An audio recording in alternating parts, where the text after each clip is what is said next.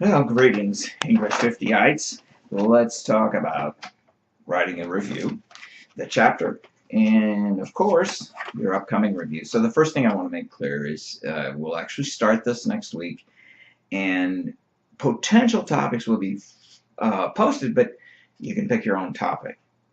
You can review just about anything you want, even a song, not necessarily even a concert. A song, a movie, a TV show, a debut of some kind or other. Really, you get to pick it. You get to pick it. So let's look at some guidelines here.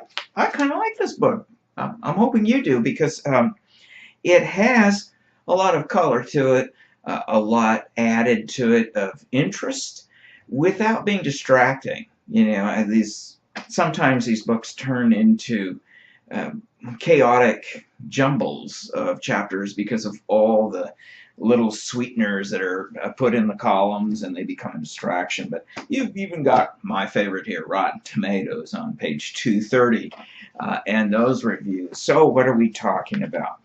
I want you to read through the chapter very carefully, but and you know, you'll have a little quiz on that.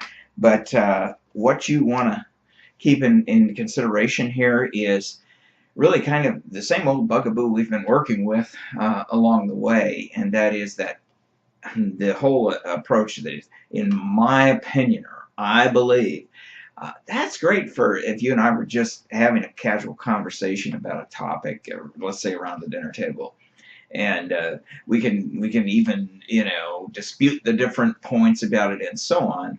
But that alone will not hold up. In fact, the wording is very weak. And so we've been trying to really expunge that from our writing, get it out of there, but still make the statement that you're advancing, the point of view that you're supporting, your thesis.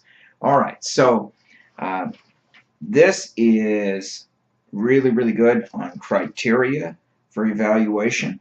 You know, if it is a car, as the book mentions, then you want to look at the criteria for evaluation. Is it successful on its own terms?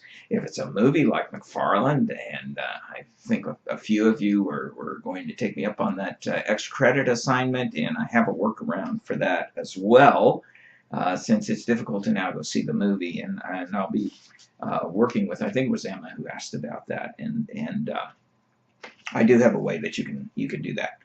In any case, so you want to establish the criteria. What is it I'm looking for, and what is the baseline?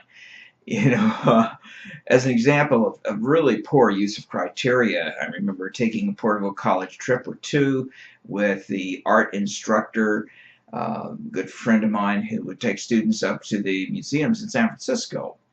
And invariably, one or more of the students would walk into a room in the Museum of Modern Art in Golden Gate Park and complain bitterly about something like a Lichtenstein, or you name it, maybe an Edward Hopper, or an abstract painting, or what have you, and walk in there and walk out, and then get back on the bus and say, well, that's no good. That's not really art. You know, that's not art at all. Well, on its own terms, it is indeed art, and it succeeds as art in many ways and on many levels. It doesn't succeed as being a traditional form of art, and so the criteria is off, and that's okay to have, you know, an opinion about the whole situation, but the criteria for evaluation is off, because in that case the individual was using a kind of whimsical, well, this is my gut level reaction, criteria for evaluating an important work of art. So that's not what we want. So, you know, like an Andy Warhol, for example. Well, that's just a big cartoon. That's not real art. Norman Rockwell is real art, you know. Van Gogh is real art. Well, so establish reasonable criteria for an audience that is an academic type of audience, thinking type of audience. That takes us to 241, audience's expectations. Well, in this case, you know, we all have insights. We all have wisdom. We all have those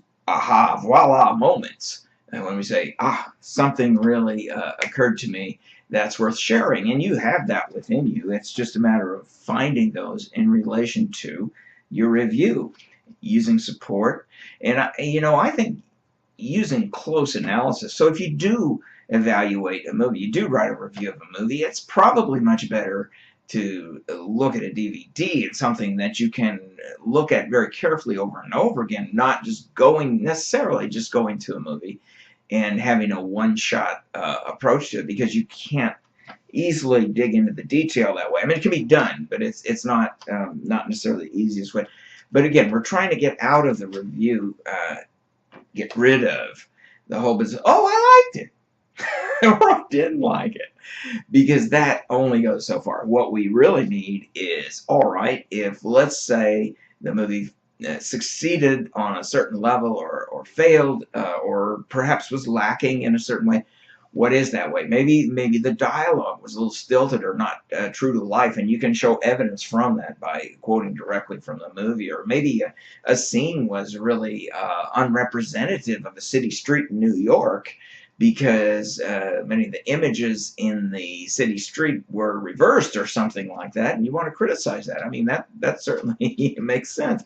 Maybe the soundtrack, in your view, did not really fit with the scenes in the movie. There's so much that you can use as criteria for evaluation. So as you do this, you can look at that very carefully, and this is especially helpful, I think, the roadmap on 250.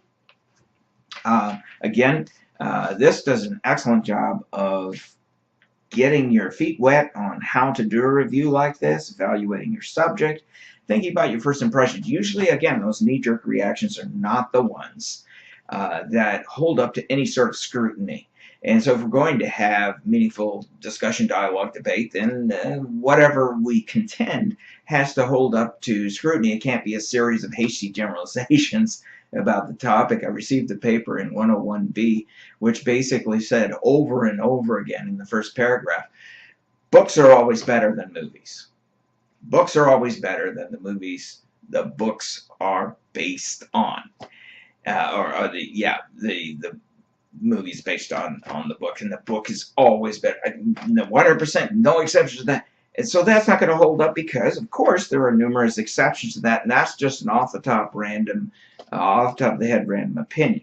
Okay, so it gives you steps to go through for this, lots and lots of reviews that you can go through and check out. So anyway, nice being with you, and good luck on your quiz, and hey, maybe hope to see you this coming Saturday. I do have a chance to meet you, and I would like to be able to do that and try to help you in any way I can.